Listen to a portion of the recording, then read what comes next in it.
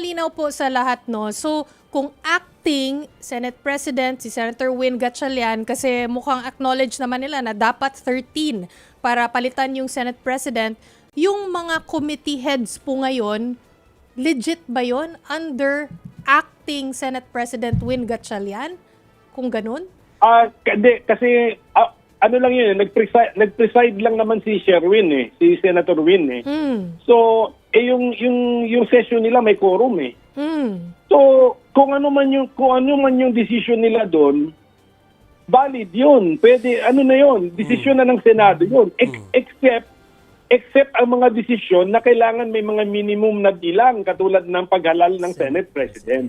So, if that's the case, sir, technically, si Senator Cayetano pa rin ang tumatay yung SP. Ganun po ba? Kasi walang 13 yung kanina.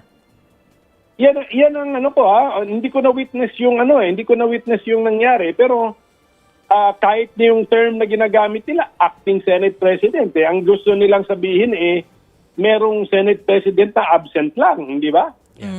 So, ito po, kahit na number 1, hindi natin alam kung nasaan si Senator Bato, and number 2, nakakulong po ngayon si Senator Jinggoy. Doesn't matter. Okay.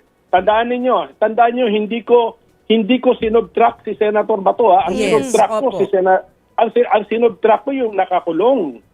Si Senator Bato, anytime pwedeng magpakita diyan. Senador yan, gagalangin ninyo yung presence niya. Kaya narinig ko si Senator Erwin, sabi niya 24 minus 2. Disagree ako doon, 24 minus 1.